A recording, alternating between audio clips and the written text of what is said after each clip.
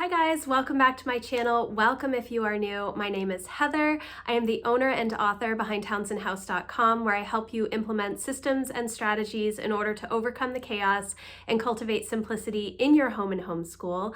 I would love it if you would subscribe and hit the notification bell so you are notified of all of my future videos. Today is going to be a little bit of a different video. It is an open collaboration with Abby from Rooted in Rest and her friend Jessica from the Waldock Way. I happened to go onto YouTube this morning and saw this show and tell open collaboration that Abby and Jessica host, so I thought it would be fun to do. I've never done any sort of YouTube collaboration with other YouTubers before, so why not? So I am going to go through the questions that they have. There's a list I found linked on the Rooted in Rest YouTube channel, and I will leave all of that information in the description box if you want to follow along or participate. It is an open collaboration, so if you are a homeschooling YouTuber and you want to participate, you can. So let's get into the questions. The first question is to introduce yourself. My name is Heather. I'm a homeschooling mom of 3 kiddos. We are going into our 11th year homeschooling. We've been homeschooling since the beginning of time, it seems like. Honestly, I can't believe that we're going into our 11th year, which actually I think is the second question. I live in Maine with my husband and our 3 kids. I was raised in Maine. My husband was raised in Maine. We did go to college down in Massachusetts and lived there for a little while after we were married, but we made our way back to Maine. I love all things simple living. I am all about reducing the chaos in my life, creating margin, making sure that I'm managing my time well. I'm a highly sensitive person and an introvert, so I need a lot of quiet to recharge myself. It doesn't mean that I'm shy or anything like that. I love to chat, but I'm better one-on-one than I am with big groups of people. I love reading. I love homeschooling. I love writing. That's kind of me in a nutshell. So the next question is, how long have you been homeschooling? And we have been homeschooling. We're going into our 11th year. I started my oldest when she was very, very little, preschool age homeschooling. Homeschooling was not something that I ever expected to do. I honestly never expected to stay home with my kids. I expected to go back to work. I was an accountant in my previous life, which I love math and I love numbers. So I had expected to do that. And then as it was getting close to time for me to go back to work, it just was not something that I wanted to do. So I stayed home, and then I started to dive down the simple living rabbit trail, green living, back in the day. And I found Jamie C. Martin, who now owns the simplehomeschool.net website. And it was just her personal blog at that point. And she was talking about homeschooling her kids, and it really interested me. And I love research and learning new things. So when I started to deep dive on homeschooling, I realized it was what I wanted to do, and we have not stopped. In fact, that is also my job now. I help other homeschool moms. So we love it. I can't believe that I have my oldest doing some high school level courses now. It doesn't seem real, but that is where we are at, and so we are entering our 11th year homeschooling. The next question, do you have a homeschool style? And I would say probably eclectic, because we grab from a bunch of different styles. We do a literature-based curriculum through Sunlight. I do not follow it to a T. I've been homeschooling too long, so I mix things up as we go. We do a lot of interest-led learning. We are year-round homeschoolers, so we have our Sunlight literature-based curriculum, and I space it out as needed, and we follow a lot of rabbit trails, a lot of interests. I like to see my kids develop their passions, and I try to find the resources that they need in order to do that. So I don't know if we have like a real style. I pull elements from the Brave Writer lifestyle. Brave Writer is what we tend to use for our English and language arts curriculum. I do like Charlotte Mason methods. I do like interest-led, unschooling-ish type things. Yeah, so eclectic. That is definitely us. I think the only reliable thing that we are known for is reading all of our books every year and having some amazing discussion from those books, and then math. I try to make sure that my kids are well versed in math. It probably helps that I enjoy math. Although just because you enjoy math does not mean that it is an easy subject to teach, because it is not. Okay, what is your favorite subject to teach? My favorite subject is probably history. Sunlight is a literature-based curriculum, and their main focus is on history, and so it has been wonderful to explore history in such depth over the past 10 years, and I don't think that I ever got as much history as I have this, through my homeschool career, which is funny because I minored in U.S. history in college, so I took every single U.S. history class that there was, and some, Western Civ classes as well, which are not my favorite. But I did not deep dive nearly as much as we do now, and it's wonderful. I think that history is probably my favorite subject to teach. Although creative writing, while challenging, is also a lot of fun. To see my kids develop their voice has been exciting over the past several years as well. If you could only choose 3 homeschool tools, what would they be? Oh, that's hard. I think probably Audible for audiobooks. I do the majority of our reading, but my kids love audiobooks, so I am usually trying to find good audiobooks for them to listen to on Audible or Hoopla if you have that through your library. So maybe a library card would be my first tool. What else? My planner. I am a planner. I use an Erin Condren teacher planner to plan out our homeschool year. I do not plan everything at once. I kind of have overarching goals and then themes for the season, and then I do like kind of a monthly plan, but I mainly do my lesson planning weekly. So I would say that is probably another tool that I really need. And then let's see, what else? Gosh, I don't know. I did just buy a binding machine, like a coil binding machine, which I'm loving right now. I don't know why I waited. Well, I do know why I waited so long. They're very expensive to purchase, but I have been thoroughly enjoying printing and binding all of my Brave Writer materials this year. I was honestly worried about it, using a coil to manually bind things, but it's super easy.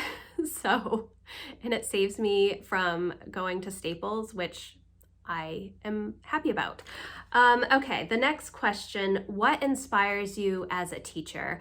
I think that for me, just seeing my kids make the connections year after year based on the different topics that we cover has been amazing. And just seeing the light bulb of learning over them has been wonderful. I love to see them develop new passions, and then when I give them the tools, really figure out how to learn those things.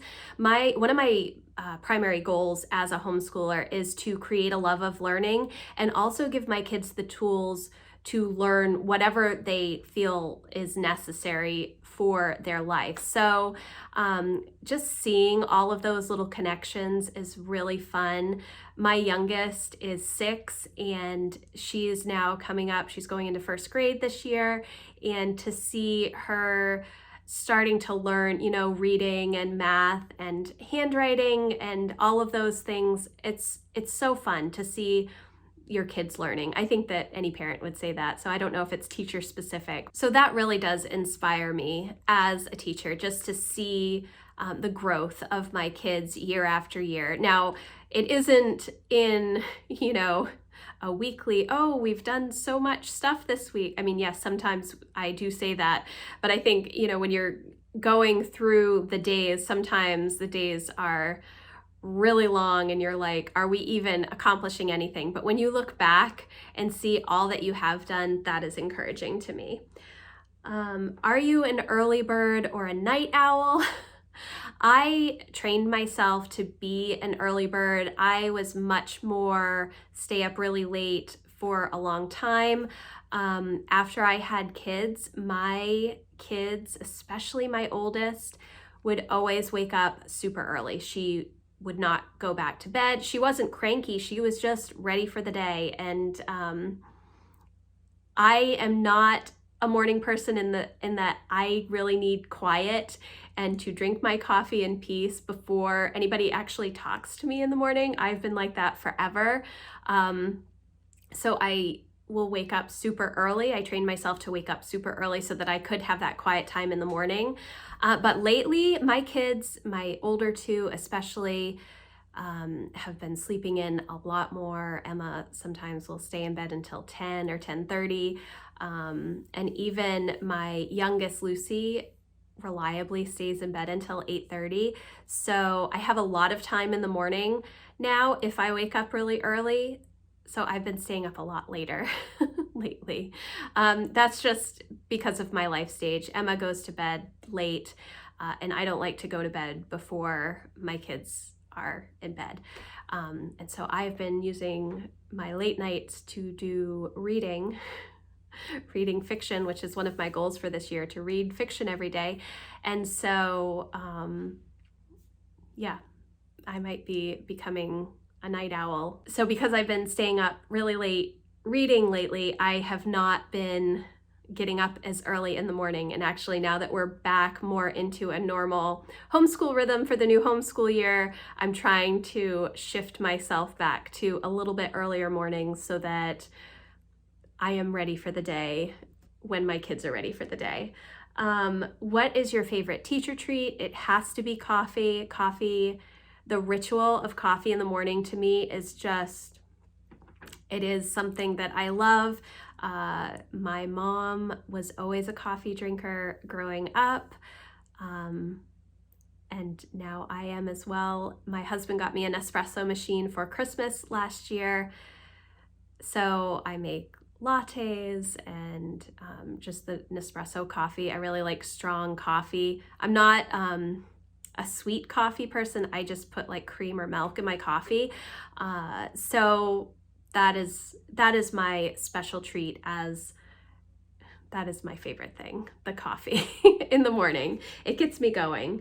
Do you prep and plan or go with the flow? Okay, so I am definitely a planner. However, my planning style is a little bit different. I do not plan out everything that we're going to do for the entire year. I do have, like I said before, these overarching goals that I want to accomplish.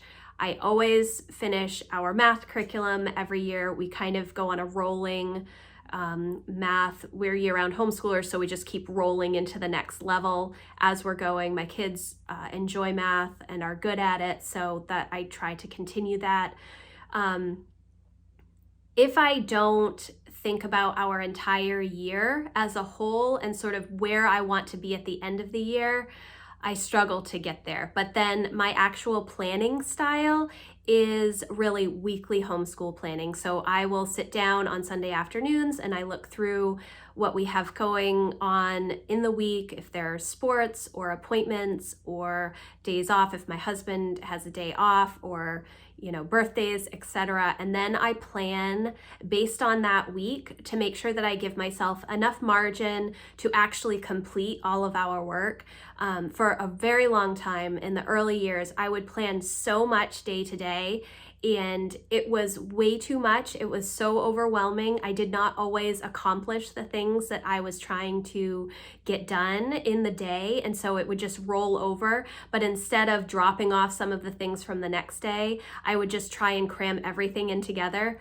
That's not sustainable. So I do weekly planning, but I also do a lot of planning from behind, where I come in and take notes, especially for interest-led learning, to, explain what my kids have done in the week. And that really gives me a good overall understanding of where their focus is, and where my focus is, and what we're doing all together as a whole. And it gives me a good picture of my entire homeschool year, my kids' entire homeschool year.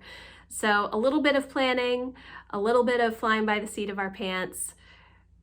It's what works for us. What is something you really enjoy outside of being a homeschool parent? I love gardening. I love cooking from scratch, like from scratch. I love to figure out new recipes. I don't really follow recipes, but I like to do all of that stuff. Reading is my absolute favorite hobby, and I think that's probably why we gravitated towards literature-based homeschooling, because I do love to read so much. I like to do research and learn new things. It's something that I enjoy. It's a little weird, I don't know. And music, I love music. My mom directed a barbershop chorus all when I was growing up, and so 4-part harmony is amazing to me. My whole family is musical. My brother used to sing opera professionally, so all of that stuff is fun. And I like all genres of music. It's not just like classical music. I like all music. So I think, yeah, reading, music, gardening, those are all a lot of fun for me.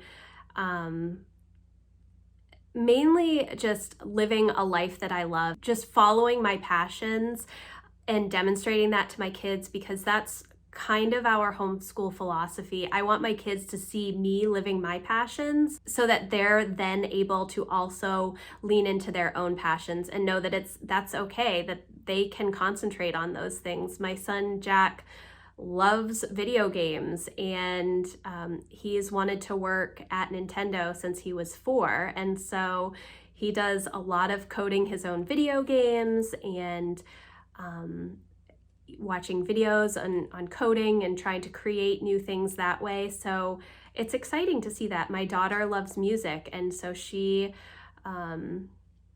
writes a lot of music and makes little songs and plays her ukulele and plays the saxophone and enjoys that. So it's fun to see all of that, and I think that's kind of a reflection of them seeing me leaning into my passions as well. So this was a very long video. I am not a quick video content creator. If you're looking for somebody who has really short videos, it's probably not going to be me. I do chat a lot. So that was the last question for the Meet the Teacher Homeschool Show and Tell. And if you are new, I would love for you to introduce yourself in the comments section, so I can get to know you a little bit better. So thank you guys so much for watching, and I will see you in the next video. Bye guys.